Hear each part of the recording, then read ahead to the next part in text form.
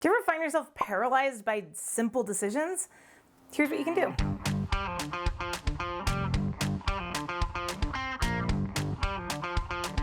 So if you've got ADHD, you might have found yourself in that position where you're looking at what really isn't a complicated decision, and yet your brain is either not making a decision, refusing to make a decision, refusing to even look at it, or possibly spiraling into the 400 different possibilities out there. That is just part of how our brain functions. It tends to overanalyze, freeze up, and avoid decisions entirely.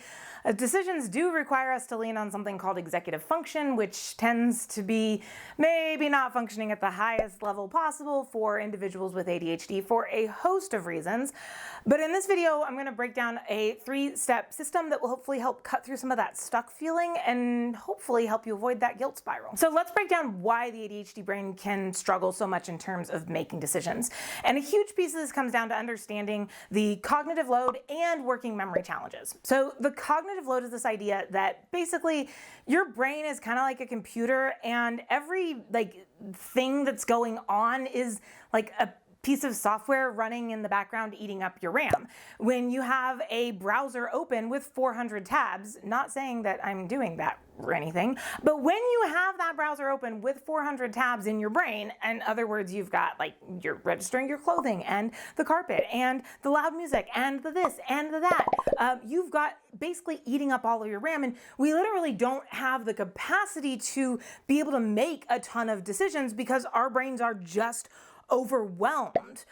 Working memory challenges can come into play with us then panicking over realizing maybe I don't remember something that's important for making this decision, and so I'm just gonna not, just in case. A couple other things that can come into play.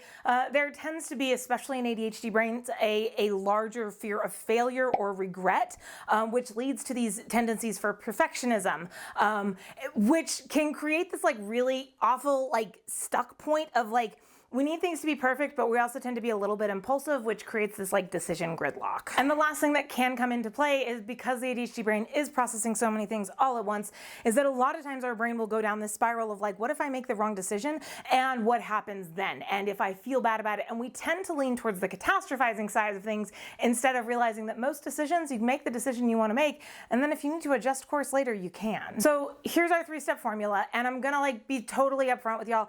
It's not always going to be easy, but if you can hold on to these 3 things, hopefully it will help quite a bit. So step number 1 is you should clarify the goal. Whenever you're facing a decision, you need to ask yourself what's the outcome that I want here? Maybe you're trying to figure out what clothing to wear to an event. Well, what is the outcome that you want at the event? When I started to change the clothing that I chose to wear to networking events, to instead of being oh, I need to show up and stun everyone, to I need to show up and be comfortable as Stephanie, because then I'm gonna be able to have better conversations with people.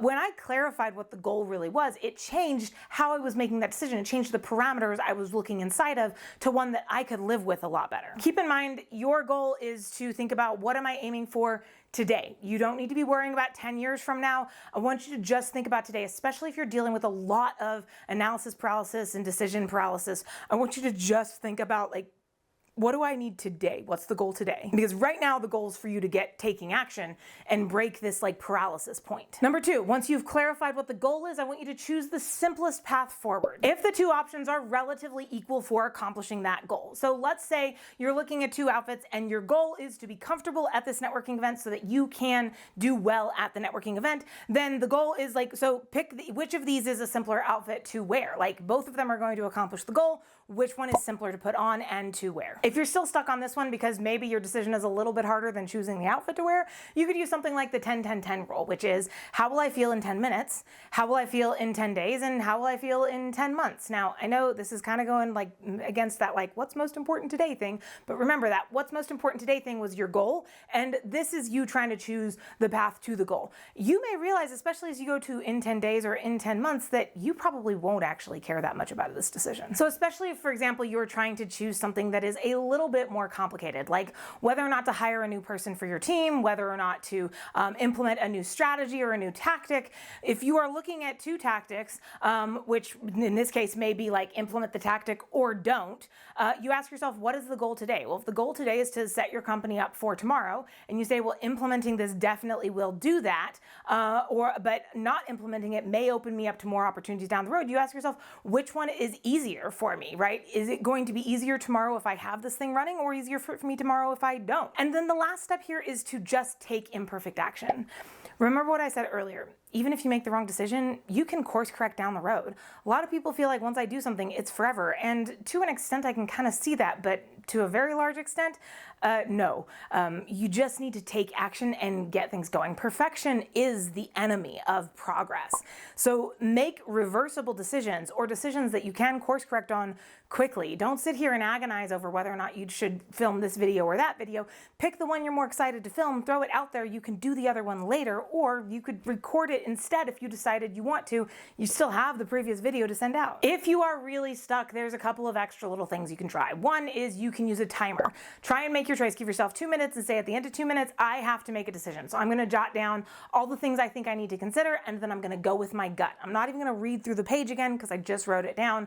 I'm just going to go with my gut. You could also, if you are not sure what decision you want to make, you could use what are basically batching for decision making. So do decision making sprints. I do this all the time with the marketing for Grow Disrupt every single month because I leave all of my decisions for marketing to the end of the month. I take them and I have the idea or the concept, and then I put them all in the same time during my chief marketing officer meeting at the end of every single month. And then it's much easier to make decisions because 1, I'm in decision making mode. 2, I feel like I have all the information directly in front of me. 3, set default decisions for a lot of your reoccurring options. For example, if you haven't ever looked it up, you should probably look up the idea of a capsule wardrobe.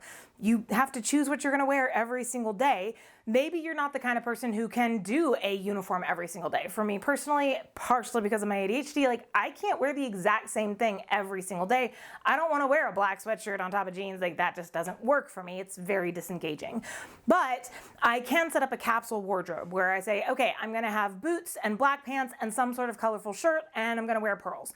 And now that becomes my framework, and every single shirt I buy is interchangeable with every single piece of jewelry I buy, is interchangeable with every piece of pair of boots I buy. They're all bought in the same color palettes. They're all bought so that I can literally just grab whatever and I don't have to sit here and think about, does this work or does this not work? Look, just a quick reminder, you are not bad at making decisions. You have a lot going on in your brain. You are wired just a little bit differently, and if you work with the right tools, you can make faster, more confident decisions without draining your energy. And I would love to know in the comments, what are some of your either biggest decision-making struggles and challenges, or what are some of the tools that you have used that have helped you with making decisions and being comfortable with making that stand for whatever that decision happens to be?